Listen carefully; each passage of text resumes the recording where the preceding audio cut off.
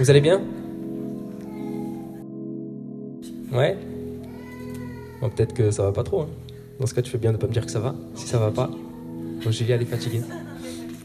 On prie pour Camille, on prie pour Julia, qui sont fatigués. On prie les uns pour les autres. On croit que Dieu agit.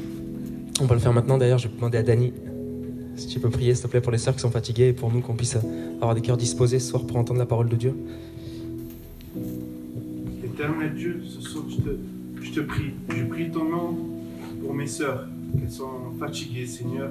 Et je prie un Dieu tout-puissant parce que je sais que tu vas les relever, Seigneur, parce que ta main puissante va les relever, Seigneur, va leur mettre cette force, ton amour aussi, tu vas leur mettre ton amour dans leur cœur, Seigneur. Tu vas les aider, Seigneur. Je te prie, je ne connais pas leurs problèmes, mais je sais qu'elles ont besoin de toi. Les frères et sœurs aussi, on a tous besoin de toi, Seigneur. Seigneur, c'est vrai, on se rabaisse, on a peur de l'ennemi qui se sent fort, qui se sent puissant, mais j'ouvre mes yeux, Seigneur, et parce que je vois que tu es le Dieu le Tout-Puissant. Tu es plus puissant que notre ennemi, Seigneur. Mais Seigneur, alors ouvre nos yeux aussi, Seigneur, pour voir que tu es présent au milieu de nous, Seigneur. Seigneur, ouvre nos yeux pour pas pouvoir peut-être l'armée de feu, mais pour voir le Saint-Esprit aussi agir dans nos cœurs, pour voir ta présence et ton amour dans nos cœurs, Seigneur. Alors, Seigneur, ouvre nos cœurs aussi pour recevoir ta parole, Seigneur. Seigneur, ouvre vraiment qu'on ouvre nos cœurs et qu'on t'accueille aussi, Seigneur. Seigneur, et aussi je prie pour mes frères et sœurs, et Seigneur, que ta parole, on la garde aussi dans nos cœurs, qu'on la met en pratique, Seigneur. Merci, mon Dieu, merci. Bénis mes frères et sœurs, Amen. Amen. Amen, amen. On est dans la thématique disciple, vivre comme un authentique disciple. Qui était là la semaine dernière? Ok. Qui a entendu le message de la semaine dernière qui n'était pas là? Ok. Parce que le message a été mis sur YouTube. On va essayer de faire ça autant que possible le vendredi, d'enregistrer les messages et de les mettre sur Internet pour ceux qui ne sont pas là. Comme ça, vous pouvez les écouter. C'est pas une excuse pour pas venir en se disant c'est pas grave, de toute façon, je l'aurai sur YouTube. Mais si vous n'êtes pas là, on va essayer de les mettre autant que possible sur Internet. Donc on est sur cette thématique du disciple. Le disciple à l'époque, c'était qui? C'était quelqu'un qui suivait l'enseignement d'un maître, l'enseignement de quelqu'un, d'accord? Mais aujourd'hui, en France en tout cas, c'est pas courant de rencontrer quelqu'un qui te dit tiens moi, bon, nous on se le dit, je suis disciple de Jésus-Christ, mais c'est pas courant de rencontrer des disciples, des maîtres. Aujourd'hui, c'est pas des choses qui se font, c'est pas des choses dans les habitudes. D'avoir des disciples, d'avoir des maîtres. Mais on a ici, en France et dans le monde, un peu partout, ce qu'on appelle des influenceurs. Il y en a qui connaissent ça, les influenceurs? Ouais. Les influenceurs, qu'est-ce que c'est? Les influenceurs, c'est des hommes, des femmes, des gars, des filles qui sont vachement présents sur les réseaux. On connaît Instagram, il y en a beaucoup sur Insta, sur Snapchat, sur YouTube et toute autre sorte de réseaux. Et il y a des influenceurs. Et les influenceurs, qu'est-ce que c'est? C'est des gens qui vont avoir... Il va y avoir un gars, une fille qui va se retrouver avec des milliers ou des millions ou des milliards d'abonnés. Des gens qui vont être abonnés à leur contenu, ils vont régulièrement, peut-être quotidiennement, poster des choses, ok? Ils vont poster des choses et des gens vont les suivre pour ça. Vous connaissez ça? Ok? Ça s'appelle des influenceurs.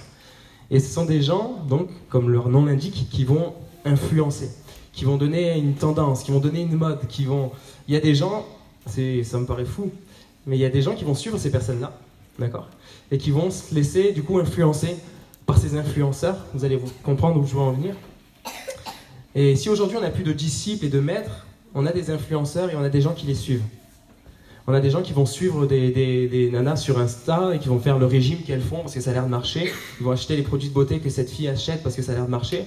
Ou ils vont faire les mêmes entraînements que tel gars sur Insta parce qu'il fait de la muscu, ça a l'air de fonctionner, alors il va faire la même chose. Et il y a des mecs comme ça, des filles qui sont influenceuses, influenceurs, et qui ont beaucoup on parlait de followers la semaine dernière, de followers, beaucoup de personnes qui vont les suivre. Ok? On n'a plus de disciples, on n'a plus de maîtres aujourd'hui, mais on a des followers et on a des influenceurs. Et la question que je vous aimerais qu'on puisse se poser, c'est, ok, il y a des influenceurs, ok, il y a des mecs, des gens qui vont suivre ces influenceurs-là. Et la question qui nous intéresse, c'est pas, on va pas parler d'Instagram, de Snapchat ce soir, c'est quelle influence Jésus-Christ a-t-il sur toi? Quelle influence Jésus-Christ a-t-il sur moi? Parce qu'un disciple, c'est quelqu'un qui se laisse totalement influencer par son maître. D'accord? Quand il y a à l'époque de Jésus, voilà, il y a le maître, il y a les disciples. Il n'y a pas que Jésus qui avait des disciples. Jean-Baptiste avait des disciples et d'autres personnes avaient des disciples. Mais quand il y avait des disciples et le maître, le disciple suivait l'enseignement. Ouais, c'est ça. Le disciple suivait l'enseignement du maître et il se laissait totalement influencer par son maître. Si son maître allait dire tiens, on fait ça aujourd'hui, les disciples allaient le suivre et faire ce que le maître avait décidé. Mais la question qu'il faut se poser et que j'aimerais qu'on se pose ce soir, c'est quelle influence Jésus a-t-il sur ma vie? Est-ce qu'il a une influence? Vous allez me dire, bah oui, c'est Jésus quand même, c'est mon sauveur, etc. Oui. Mais est-ce que Jésus, pour autant, influence quotidiennement ma vie? Est-ce que Jésus a réellement une influence, petite ou grande, dans ma vie, réellement, au quotidien? Il y a un grand piège de l'ennemi. Et ça me parlait, le Seigneur me parlait pendant le chant, là, j'ai besoin de toi. Un piège de l'ennemi, c'est de nous faire croire que nous n'avons pas besoin de lui. Ou que du moins aujourd'hui on peut s'en passer. Et je vous assure que je me le dis à moi en premier, ce que je suis en train de vous dire, parce que le Seigneur m'a repris pendant le chant à moi en premier. Et vous savez, quand on est sur l'estrade avec Matthieu, souvent on le dit, mais on ne veut pas vous apporter quelque chose que le Seigneur ne nous a pas dit avant. On ne veut pas, entre guillemets, vous mettre une fessée que le Seigneur ne nous a pas mise avant. On ne veut pas vous encourager dans une voie où le Seigneur ne nous a pas nous-mêmes encouragés. On vous apporte ce qu'on a reçu. Parce qu'on ne peut pas vous apporter quelque chose qu'on n'a pas reçu, on serait des hypocrites. Et combien je ne veux pas être un hypocrite. Et je dis, Seigneur, garde-moi de ça. Mais pendant le chant, j'ai besoin de toi. Tout à l'heure, je partageais avec ma femme, ou hier, je ne sais plus.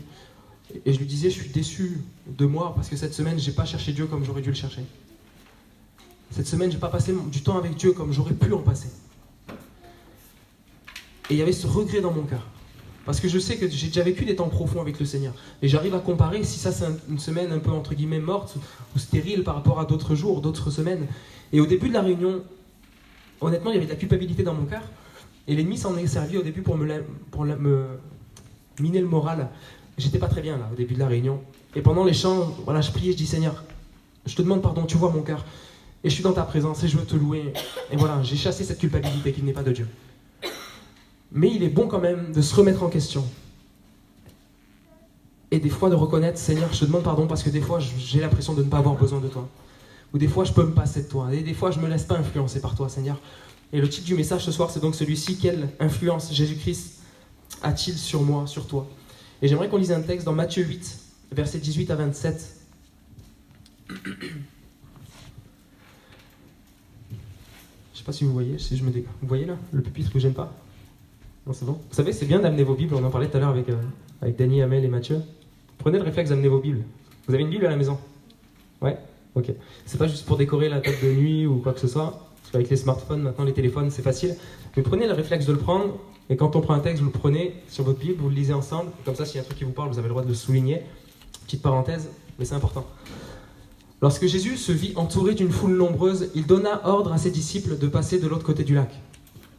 Un spécialiste de la loi s'approcha et lui dit « Maître, je te suivrai partout où tu iras. » Jésus lui répondit « Les renards ont des tanières et les oiseaux du ciel des nids, mais le Fils de l'homme n'a pas d'endroit où reposer sa tête. » « Seigneur, lui dit un autre qui était de ses disciples, permets-moi d'aller d'abord enterrer mon Père. » Mais Jésus lui répondit « Suis-moi et laisse à ceux qui sont morts le soin d'enterrer leurs morts. » Il monta dans une barque et ses disciples le suivirent. Tout à coup, une grande tempête se leva sur le lac et les vagues passaient par-dessus la barque. Pendant ce temps, Jésus dormait. Les disciples s'approchèrent de lui et le réveillèrent en criant « Seigneur, sauve-nous, nous sommes perdus. » « Pourquoi avez-vous si peur ?» leur dit-il. « Votre foi est bien petite. » Alors il se leva, parla sévèrement au vent et au lac, et il se fit un grand calme. Saisi d'étonnement, ceux qui étaient présents disaient « Qui est donc cet homme, pour que même les vents et le lac lui obéissent ?» Vous connaissiez ce texte? Ouais? Vous le connaissez? Vous avez le droit de me répondre? Cool. Tu peux remettre le verset 18, s'il te plaît? Matthieu 8, 18. Lorsque Jésus se vit entouré d'une foule nombreuse, il donna ordre à ses disciples de passer de l'autre côté du lac. Ici, l'influenceur, c'est Jésus. Ok? On l'a compris dans ce texte-là. L'influenceur, le maître, celui qui dirige, qui donne les ordres. C'est Jésus. Il va dire, on s'en va maintenant, c'est bon, on s'en va, c'est le temps de passer à quelque chose d'autre. Il y a beaucoup de personnes ici, il vient de faire énormément de miracles. Et là, c'est le temps de passer à quelque chose d'autre. Alors Jésus va dire, écoutez les gars, on va reprendre le bateau, on va repartir de l'autre côté, et immédiatement les disciples vont suivre. C'est Jésus qui donne la cadence.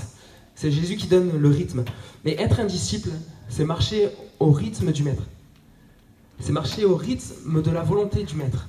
Marcher au rythme de la volonté de Dieu. Quand Dieu dit non, ça veut dire non. Quand Dieu dit oui, on y va, ça veut dire alors qu'il faut y aller. C'est ça marcher au rythme de Dieu. C'est ça marcher au rythme du maître, de marcher en disciple. Et nous ne pouvons pas dire que nous sommes disciples de Jésus-Christ si dans nos vies, de façon quotidienne, nous ne laissons pas le maître influencer notre vie. Si tous les jours au quotidien, nous ne laissons pas Dieu, Jésus, diriger notre vie. Parce qu'un disciple, on le voit dans ce texte et c'est beau. Mais quand Dieu parle, les disciples agissent directement. Quand Dieu dit, allez, on y va maintenant, il n'y a pas les disciples qui disent, oh, tu es sûr, je ne sais pas si c'est une bonne idée, moi je pense qu'il faudrait un peu rester, regarde tous les gens qui y a. Non, Jésus dit, on y va, ils y vont. Ils suivent le rythme que Jésus donne. Et dans nos vies, c'est important de ne pas aller trop vite, quand Dieu dit de ne pas aller trop vite. Et c'est important de se mettre en marche, quand Dieu dit de se mettre en marche. Et je ne sais pas dans quelle étape tu es dans ta vie. Je pense qu'il y a un peu de tout ce soir. Peut-être que tu es dans une étape où Dieu te dit d'attendre. Alors attends. Et peut-être que tu es dans une étape où Dieu te dit vas-y maintenant. Alors il faut que tu te lèves et que tu te réveilles et que tu y ailles. Tout à l'heure on priait avec Amel, Dani et Mathieu et Dani disait ça dans sa prière. Il disait quand Dieu parle c'est jamais pour nous faire du mal. Mais c'est toujours pour nous relever. C'est toujours pour nous faire du bien. C'est toujours pour nous fortifier, pour nous faire aller plus loin. Et quand Dieu te dit non, c'est pas pour te faire du mal. C'est parce qu'il sait que c'est bon pour toi d'attendre. Parce qu'il sait que c'est bon pour toi de prendre un temps de stop. Mais quand Dieu te dit d'y aller, alors il faut se lever et il faut y aller. Alors il faut se lever et il faut y aller. Même s'il te dit d'aller sur un lac où il va peut-être y avoir une tempête. Mais il faut être là où le Maître nous dit d'être. Il fallait que les disciples soient là où Jésus était, où Jésus leur disait d'aller. Des fois, Jésus va même dire à ses disciples, allez-y, je vous rejoins. Mais c'est ce qu'il fallait faire. Il va y avoir une petite étape où le Maître va être un petit peu plus loin. Mais l'important, c'est d'être là où le Maître veut que nous soyons. Et je ne sais pas où tu en es dans ta vie. Mais je t'en supplie, si le Maître te dit dans ta vie de t'arrêter, si le Maître te dit d'arrêter quelque chose, de mettre un stop, alors fais-le. Dans ma vie, il y a des fois où Dieu me disait d'arrêter, je ne l'ai pas fait et je l'ai regretté. Et à contrario, la même chose. Quand Dieu m'a dit vas-y maintenant et que j'ai tardé à y aller, il y a eu des conséquences aussi. Et marcher au rythme du Maître, c'est ça, c'est ne pas attendre, ne pas tergiverser, c'est dur ce mot. Ne pas attendre 1000 ans, tourner autour du pot. Mais quand Dieu parle, quand Jésus te parle, vas-y. N'aie pas peur que ce soit un mauvais plan, n'aie pas peur que ce soit pas... Ça ira certainement à l'encontre de ta volonté. Presque à 90%. 80%. Je te dis la vérité. Hein. Ça ira certainement à l'encontre de ce que ta chair, tes propres désirs veulent. Parfois, ça va être juste de venir à l'église. Tu serais bien resté chez toi. Et il y a un combat en toi. Tu sens que l'esprit, Dieu te dit, va à l'église. Mais il y a un combat, tu préférerais rester chez toi. Si tu sens l'esprit qui te dit d'y aller, alors vas-y, Dieu a certainement prévu quelque chose pour toi là-bas. Il veut te parler, il veut faire quelque chose, ou peut-être qu'il peut se servir de toi pour faire du bien à quelqu'un. Vous savez, des fois, c'est pas toujours pour recevoir, c'est aussi parce que Dieu veut se servir de toi pour donner. Ce qui est important, c'est d'être là où Dieu veut que nous soyons. Pour ça, il faut avoir l'oreille ouverte pour entendre. Hein. Ça veut dire aussi qu'il faut être sensible, qu'il faut passer du temps avec le Maître pour reconnaître et entendre sa voix. Mais ce qui est important, c'est d'être là où Dieu veut que nous soyons. Matthieu 8, versets 19 et 20. L'histoire continue, on la déroule comme ça. Un spécialiste de la loi s'approcha et lui dit « Maître, je te suivrai partout où tu iras. » Jésus lui répondit « Les renards ont des tanières et les oiseaux du ciel des nids. Mais le Fils de l'homme n'a pas d'endroit où reposer sa tête. » Mais le Fils de l'homme n'a pas d'endroit où reposer sa tête. Un homme vient, c'est pas un disciple, hein, c'est un spécialiste de la loi, quelqu'un qui connaît bien la loi de l'époque. Et il vient voir Jésus, il veut le suivre, il va faire une belle déclaration, il va lui dire « Seigneur, je te suivrai partout où tu iras. » Une belle déclaration. « Seigneur, je te suivrai partout où tu iras. » Et là, Jésus, au lieu de lui dire « Ok, viens, c'est parti, on y va. » C'est comme s'il va lui faire un topo de c'est quoi suivre Jésus. C'est comme s'il allait lui dire « Ok, tu veux me suivre. » Ça marche. Mais voilà ce que c'est me suivre. Me suivre, ce sera aller auprès des personnes malades. Ce sera aller auprès des personnes paralytiques, des personnes malades, d'aller auprès des personnes qui sont peut-être possédées. Ça sera d'aller au milieu de la tristesse, de la peur, de l'angoisse, des personnes qui sont dans le besoin. Me suivre, ce sera d'aller à un endroit à un autre, de ne pas vivre pour moi, mais de vivre pour les autres. Me suivre, ça ne va pas être chercher ton confort et ton repos, mais ça va être de te donner, pour faire non ta volonté, mais celle de Dieu. Alors est-ce que tu veux toujours me suivre? On ne sait pas la suite, on ne sait pas s'il y est allé ou pas, mais en tout cas, Jésus nous laisse là-dessus. Et c'est facile de faire de belles et de grandes déclarations au Seigneur. Mais nos actes et nos œuvres ont beaucoup plus de valeur que ce qu'on peut dire avec notre bouche. Pour la plupart ici, on s'est déjà tous fait baptiser. On a rendu témoignage devant l'Église en disant « Je veux suivre le Seigneur, Jésus a transformé ma vie » et c'est vrai. Gloire à Dieu pour ce qu'il a fait en nous, pour ce qu'il a fait en vous. Il y a de beaux témoignages. Mais qu'est-ce qu'il en est aujourd'hui? Est-ce que ma déclaration de dire « Seigneur, je veux te suivre », est-ce que... Il y a certainement eu des moments où je l'ai moins suivi que d'autres jours. Mais est-ce que Jésus encore aujourd'hui influence ma vie? Est-ce que c'est toujours celui que je suis? Seigneur, je te suivrai partout où tu iras. On connaît cette histoire où Pierre va dire au Seigneur, s'il faut que je meure pour toi, je mourrai pour toi. Ça a été un des premiers à le renier. Le Seigneur l'a repris, l'a relevé et l'a ramené dans ses plans. Mais aujourd'hui, qu'est-ce qu'il en est de ta vie? Qu'est-ce qu'il en est de ma vie? Le jour où j'ai dit au Seigneur, je veux te suivre. Est-ce qu'il en est toujours autant aujourd'hui? Est-ce que mes actes démontrent cela? Matthieu 8, versets 21-22. C'est la suite de l'histoire, on continue. Seigneur, lui dit un autre qui était de ses disciples, permets-moi d'aller d'abord enterrer mon père. Mais Jésus lui répondit, suis-moi, et laisse à ceux qui sont morts le soin d'enterrer leurs morts. Je relis. Seigneur, lui dit un autre qui était de ses disciples, permets-moi d'aller d'abord enterrer mon père. Mais Jésus lui répondit, suis-moi, et laisse à ceux qui sont morts le soin d'enterrer leurs morts. Là, ici, tout à l'heure, c'était un spécialiste de la loi, c'était pas un disciple. Ici, ça nous est précisé que c'était un disciple. Et quand on regarde dans Luc 9, 59, si tu peux le mettre, vous savez que Matthieu, Marc, Luc, Jean, c'est souvent les mêmes choses qu'on va retrouver dedans. Mais en fait, c'est de 4 points de vue différents, les mêmes récits qui sont racontés. Et là, Luc nous donne un détail supplémentaire.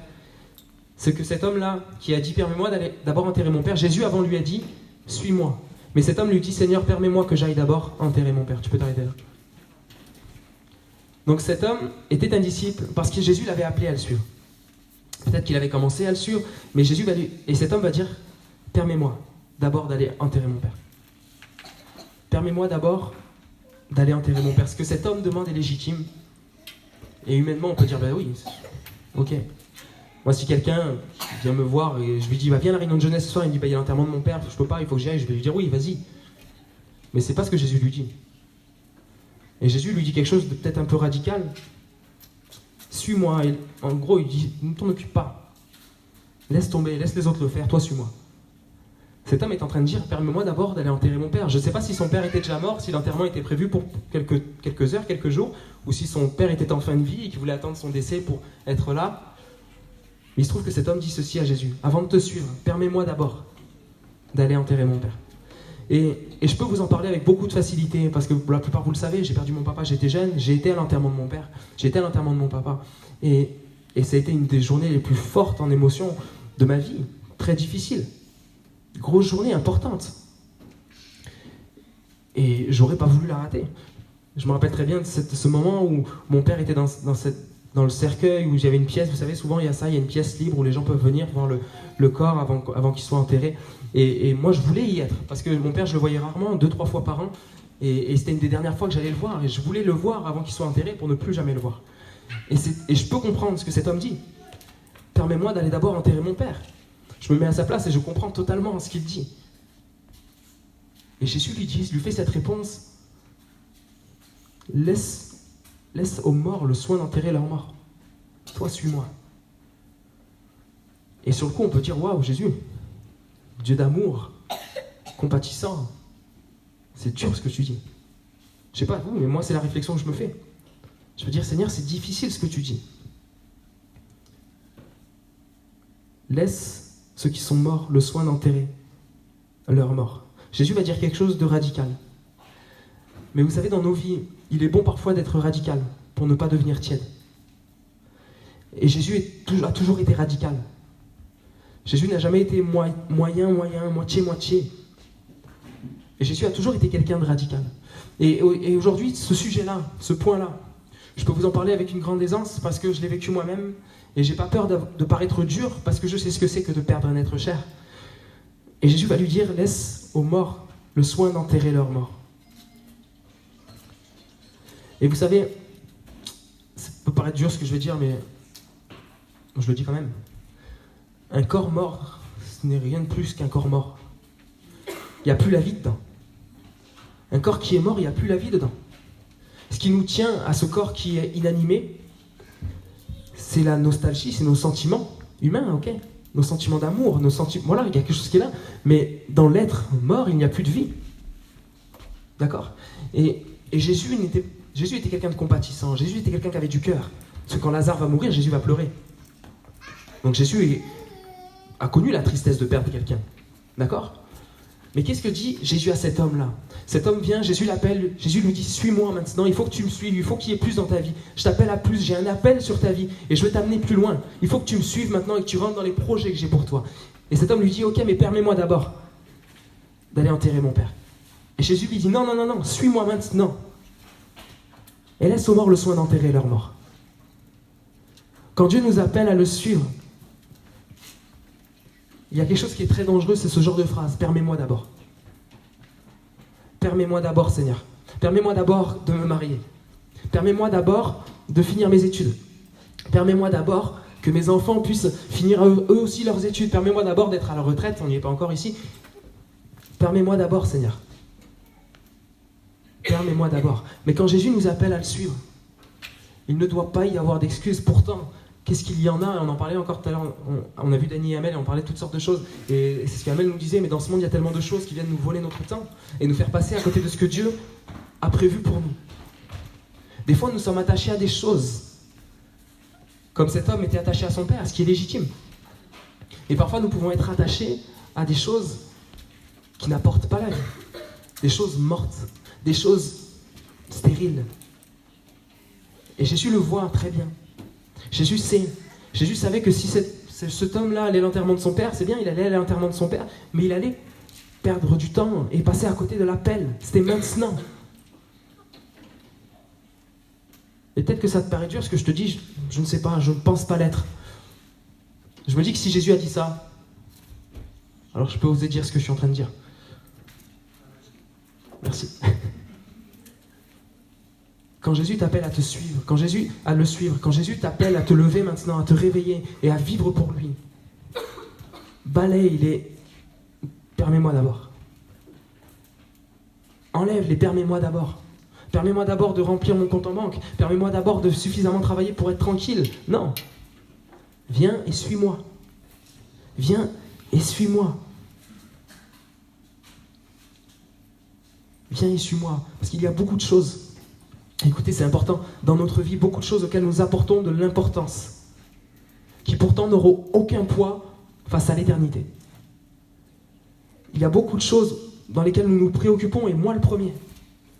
Où je me donne, où je passe plus de temps sur ces choses-là que dans les choses de Dieu. Que passer longtemps avec le Seigneur au quotidien. Et je prends du temps sur des choses. On peut parler des réseaux sociaux, mais il n'y a pas que ça. Bien qu'aujourd'hui, c'est quelque chose qui prend beaucoup de temps. Mais il y a tant et tant de choses dans nos vies qui viennent nous prendre notre temps avec le Seigneur. Qui viennent nous empêcher de rentrer maintenant. Et on perd du temps. Et tous, vous avez reçu de Dieu des choses en vous. Dieu a mis des choses dans chacune de vous. Un appel sur vos vies où Jésus un jour vous a dit « Viens et suis-moi ». Viens et suis-moi. Et Dieu veut vous faire rentrer dans ce qu'il a prévu pour vous. Mais il faut que nous balayions dans nos vies les permets-moi d'abord. Il faut que chaque matin, il n'y ait pas de permets-moi d'abord. Seigneur, je veux passer mon temps avec toi, mais permets-moi d'abord d'aller checker mes notifications. Moi le premier, quand j'ai l'application Facebook dans mon téléphone, je vous parle en vérité. Je me lève, je prends mon téléphone, je regarde si j'ai des messages, clac, mon doigt, comme si mon doigt cliquait tout seul. Sur l'application Facebook, hop, on slide vers le haut pour charger, on voit les nouveautés. Finalement, on défile dedans, puis on part dans le tourbillon de Facebook, ou Instagram, pour ceux qui ont Instagram, etc. Et puis finalement, punaise. Bon, je vais vite lire une page ou le verset du jour. Je prierai sur la route. Et notre temps de profondeur avec le Maître, notre temps d'intimité, notre temps profond avec Dieu passe complètement à côté. Mais moi, le premier. C'est pour ça que à chaque fois que je retombe dedans, que je me dis, punaise, John, t'es bête. Je supprime l'application. Je supprime l'application et je me dis, je ne vais pas me faire avoir demain. Parce que, au fond de moi, mon désir, c'est de vivre des temps d'intimité profond avec Dieu. Quand Jésus me dit, viens et suis-moi dans le lieu secret maintenant, viens et suis-moi aujourd'hui, je veux te parler, je veux te dire des choses. J'ai pas envie de passer à côté. Parce que je veux qu'aujourd'hui, Jésus influence ma vie encore. Et je veux pas que ce soit Facebook qui influence ma vie. Je veux pas que ce soit les influenceurs des réseaux sociaux qui influencent ma vie. Je veux que ce soit Jésus. Mais pour ça, il faut lui laisser être l'influenceur de notre vie. Pour ça, il faut laisser à Jésus toute la place. Toute la place. Et je reviens à ce que je disais tout à l'heure sur le fait que parfois nous nous faisons avoir en nous faisant croire qu'on n'a pas besoin de passer du temps avec le Seigneur. Et c'est tellement de l'orgueil. C'est tellement de l'orgueil, écoutez-moi, que de croire qu'on peut passer une journée sans le Seigneur. Puisqu'un jour, hop, on tombe dans un péché. Et on se dit, mince, qu'est-ce qui m'a pris? Qu'est-ce qui m'arrive? Puis on retombe dans quelque chose d'autre. Mais mince, qu'est-ce qui m'arrive? Mais tu m'étonnes. Si tu viens plus passer du temps auprès du Maître, si tu viens plus te nourrir de la parole de Dieu, c'est normal que tu tombes. John, c'est normal que tu tombes dans certaines choses. Si tu ne viens plus au pied du Maître, si tu ne vas plus dans le torrent, comme David a pu aller chercher les pierres dans le torrent pour faire tomber le géant. Il faut venir dans le torrent si on veut voir des miracles et des exploits dans nos vies. C'est pas tout gagner le jour du baptême, c'est pas un pack qu'on vous donne. Tiens, ton pack d'exploits que tu vas faire toute ta vie, régale-toi. Il faut aller les chercher. Il faut aller chercher la présence de Dieu. Il faut chercher l'intimité avec Dieu. Il faut chercher la parole. Il faut la creuser. Il faut chercher comment la méditer. Alors, cette semaine, Marie-Laure, elle me demandait comment tu étudies la parole. Qu'est-ce que tu fais pour creuser dans la parole? Mais c'est ce que... Je parle en vérité, je parle en transparence. Je ne vais pas me prendre pour le pasteur sur l'estrade. Je suis comme vous. Je lui ai donné des conseils comment méditer la parole. Ce que je lui ai dit, je ne l'ai pas fait une fois de la semaine. Vous voyez? Ça me vient là, en vous parlant. Et des fois, on peut... Alors, je veux pas faire... Moi, regarde-moi, Seigneur, de faire genre le pasteur qui sait tout, qui fait tout bien, parce que c'est pas vrai. On est tous pareils. C'est l'hôpital qui se fout de la charité. Je parlais à Marie-Laure, je lui disais, tu peux faire comme ça, parce que c'est des choses que j'ai fait, je n'ai pas inventé, hein. C'est des choses que j'ai déjà fait dans ma vie, et que j'aime faire. Mais là, je me rends compte que cette semaine a tellement filé vite, il y a tellement de choses à faire, que si à un moment donné, on ne balaye pas tout ce qu'il y a à faire, pour laisser la place au Maître, eh ben on passe à côté. Et qu'est-ce qui se passe? Il y a de la tristesse qui vient. Il y a le péché qui prend de la place. Ma faiblesse humaine revient, parce que le Seigneur n'est plus proche de moi et je ne puise plus ma force en lui. Alors je redeviens faible, je m'éloigne de Dieu, je m'éloigne de l'Église. La colère revient, les fruits de l'esprit s'en vont, les fruits de la chair grandissent. Et voilà. Mais alors que je reviens et je dis, Seigneur, j'en ai marre, stop. Je veux me faire influencer par toi, c'est tout. Pas par mon emploi du temps, pas par mes soucis. Seigneur, viens, je veux me faire influencer par ta parole. Je veux que ce soit ta parole qui influence ma vie. Seigneur, quand tu me dis, viens, suis-moi, je veux le faire. J'aimerais qu'on lise un texte dans Matthieu, j'ai marqué Matt, dans Matthieu 4, versets 18-22. Regardez la réaction de ces hommes-là. C'est Jésus qui appelle ses premiers disciples. Un jour qu'il marchait au bord du lac de Galilée, il vit deux frères, Simon, qu'on appelle aussi Pierre, et André son frère, qui lançaient un filet dans le lac car ils étaient pêcheurs. Il leur dit, suivez-moi, et je ferai de vous des pêcheurs d'hommes. Ils abandonnèrent aussitôt leur filet et le suivirent. Poursuivant son chemin, il vit deux autres frères, Jacques, fils de Zébédée, et Jean, son frère. Ils étaient dans leur barque avec Zébédée, leur père, et ils réparaient leur filet. Il les appela. Et aussitôt, ils laissèrent leur barque, quittèrent leur père, et le suivirent. J'aime ces aussitôt, mais c'est ce qu'on doit vivre, c'est ce que je veux vivre. C'est que le matin, chaque jour, quand Dieu m'appelle au rendez-vous, quand Dieu m'appelle dans le lieu secret, que je puisse dire aussitôt, Jonathan prit sa Bible et alla chercher le Seigneur. Je veux que ce soit ça, quand Dieu m'appelle à le suivre, parce que vous savez, tous les jours en fait, là c'était un point de leur vie. Dieu bien sûr est venu nous chercher, on était dans notre péché, et Dieu est venu nous chercher de là où nous étions. On était dans notre vie, ils étaient pécheurs, on était dans notre vie de pécheur, du péché, hein, le verbe péché, pas péché avec la canne à pêche, mais vous avez compris. On vivait dans le péché. Et Jésus est venu un jour sur le bord du chemin nous dire, toi, viens, suis-moi. Viens, suis-moi, je peux transformer ta vie. Et il l'a fait, il a transformé notre vie. Mais aujourd'hui, que nous sommes fait baptiser, que nous avons choisi de suivre le Seigneur, chaque jour, Jésus vient et il nous dit, suis-moi. Chaque jour, Jésus vient et nous dit, viens encore à mes côtés. Parce qu'il sait qu'on peut très bien vite s'en éloigner. Moi, le premier. Mais est-ce que tous les jours, nous répondons à cet appel de tout laisser? Et ces hommes-là, ils sont à côté de leur père, ils pêchent, c'est leur entreprise, c'est leur métier, hein, ils vivent de ça. Ils sont pêcheurs, c'est leur métier, ils gagnent leur argent avec ça. Ils gagnent leur argent avec ça, écoute bien, c'est leur gagne-pain. De un, il y a leur gagne-pain qu'ils vont sacrifier, et il y a leur père, ils vont partir. Mais parce que Jésus les a appelés, et qu'ils ont choisi de rentrer dans l'appel que Jésus leur a adressé. Et il y a un appel sur chacune de vos vies. Dieu a des plans pour chacun de vous. Je le sais. Je ne suis pas exceptionnel. Personne n'est exceptionnel. Juste Dieu est exceptionnel. Et sa grâce vient, qui est exceptionnelle aussi, sur nos vies et nous appelle à le servir. Et Dieu a des plans pour vos vies à chacun. Dieu a mis des dons, des talents dans chacune de vos vies. Mais c'est pour Dieu que ces dons vous ont été donnés. Que ces capacités, que cette intelligence, que ce que vous savez faire vous a été donné, c'est pour l'œuvre de Dieu. Alors quand Jésus vient et te dit « Suis-moi », il faut maintenant que tu te réveilles et que tu dises « Seigneur, je veux te suivre ». Aussitôt, je ne veux pas perdre de temps. Je veux être un véritable disciple authentique de Jésus-Christ. Je ne veux pas me faire influencer par le monde, mais je veux me faire influencer par ce « Viens et suis-moi ». Et que chaque jour, ce soit ce « Viens et suis-moi » qui influence ma vie. Et ça va te coûter. Ça va te coûter. Et je vous assure que par rapport à eux, ça nous coûte beaucoup moins ici en France. L'autre fois, j'étais sur mon canapé en train de lire ma Bible. Imaginez-vous, pour ceux qui connaissent la maison, parce que les autres sont déjà venus. Je suis sur mon canapé, avec ma Bible dans les mains, celle-là, les pieds sur ma table basse, et avec YouTube, avec une musique qui tourne en fond. Et j'étais en train de lire ma Bible, de prier, et puis là, je me dis, punaise, je suis quand même bien, quoi. Je suis dans mon confort, sur mon canapé, en train de lire ma Bible, avec la petite musique en fond qui va bien. Et je vaux, entre guillemets, pas un centime, à côté de certains disciples ou certains frères et sœurs qui vivent la persécution dans le monde et qui n'ont même pas une page de la Bible. Et moi, je suis là, tranquille. Et Seigneur, tu me dis, viens, suis-moi, mais combien c'est facile. Ça devrait être facile pour nous de dire, ok, Seigneur, je te suis. Mais on est tellement enveloppés dans diverses choses qui nous prennent notre temps. Et finalement, on vit moins la foi qu'eux. Mais tous les jours, on a la possibilité de dire, Seigneur, je veux te suivre. Et ça va nous coûter quoi? Ça va pas nous coûter notre vie, ou du moins pas aujourd'hui. Mais ça va nous coûter notre confort. Ça va nous coûter des petites choses bêtes de la vie qui nous coûtent un petit peu d'argent, un petit peu de temps, un petit peu de... Je pose mes réseaux sociaux, des petites choses futiles. Mais c'est pour gagner énormément. Suivre Christ, c'est une des meilleures choses. C'est la meilleure chose, c'est le meilleur choix, la meilleure décision. Jésus va choisir Simon, Pierre, et il va en faire un des fondateurs de l'Église. D'un simple pécheur, il va en faire le fondateur de l'Église.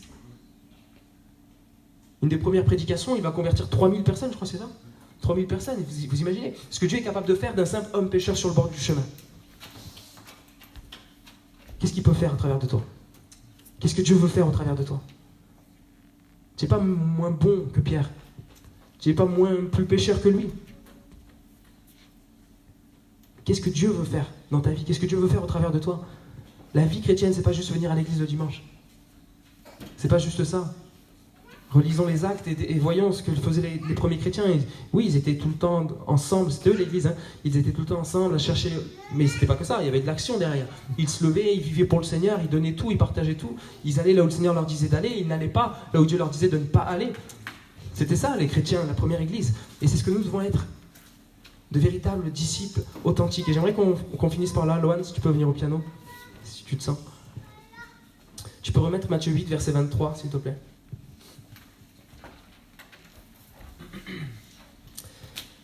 Il monta dans une barque et ses disciples le suivirent. J'ai bientôt fini, si on peut rester concentré. Il monta dans une barque et ses disciples le suivirent. Tout à coup, une grande tempête se leva sur le lac et les vagues passaient par-dessus la barque. Pendant ce temps, Jésus dormait.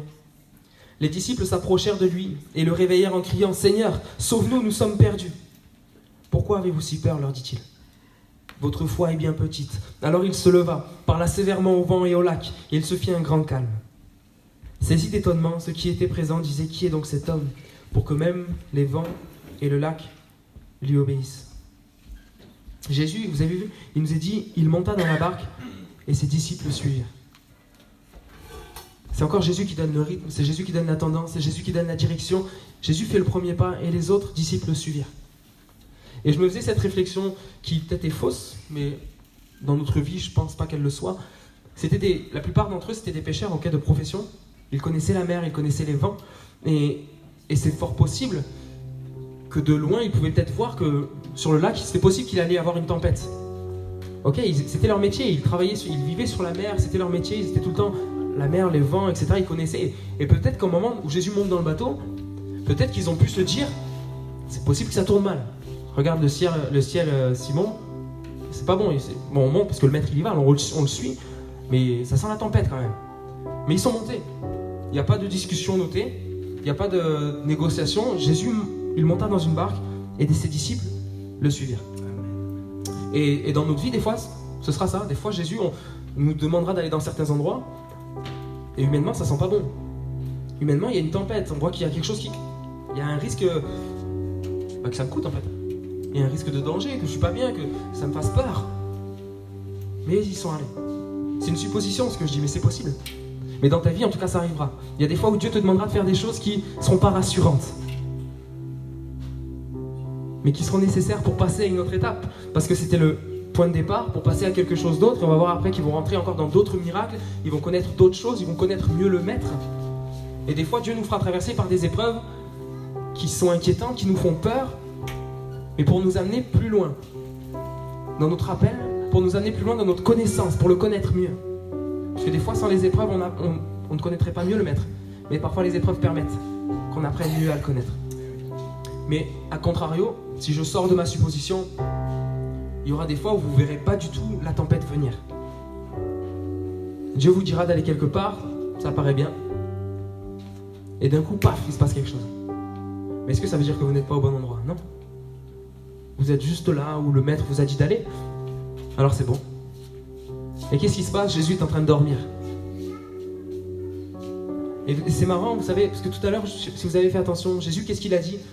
Les renards ont des tanières, les oiseaux du ciel des nids, mais le Fils de l'homme n'a pas d'endroit où reposer sa tête. Et juste, c'est le texte juste après, hein. C'est pas 3 chapitres plus tard, c'est juste après. Il monte dans le bateau, une tempête, et Jésus dort, il est en train de dormir. Et un autre évangile nous précise sur un coussin. Alors Jésus dit qu'il n'a pas de repos, et juste après, il est en train de dormir.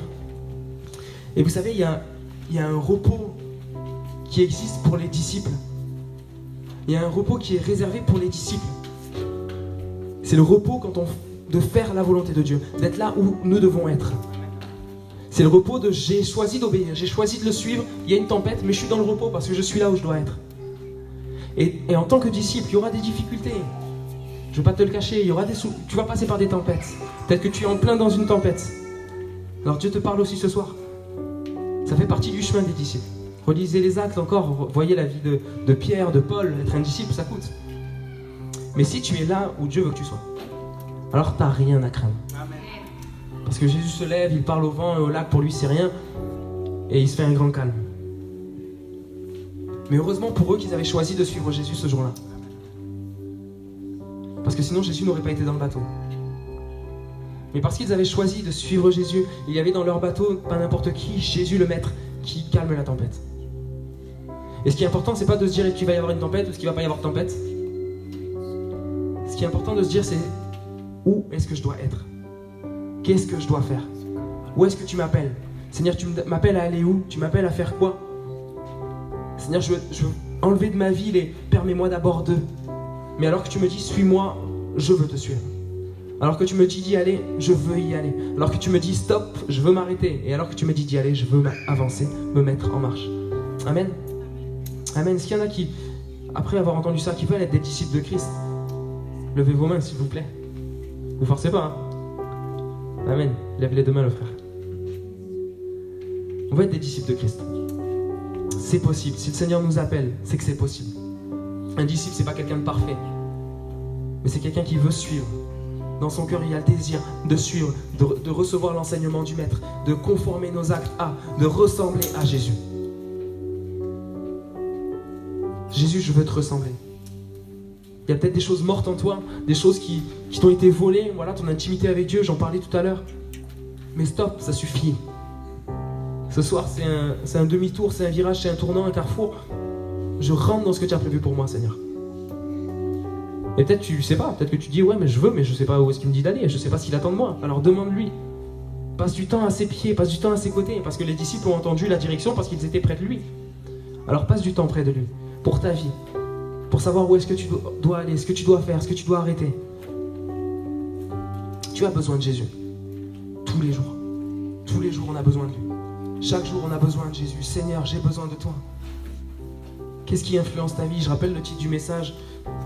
Quelle influence Jésus-Christ a-t-il sur toi? Est-ce qu'il influence ta vie? Est-ce que dès le matin, tu te laisses influencer par l'Esprit de Dieu qui t'appelle dans le lieu secret? Est-ce que chaque jour, tu te laisses influencer par lui quand tu as l'envie de te mettre en colère, mais que l'Esprit de Dieu, le maître en toi, le maître, il te dit hey, calme-toi. Suis le rythme. Va au rythme du maître. Amen. Est-ce qu'on peut fermer les yeux? Je demandais à l'équipe louange si vous pouvez remonter.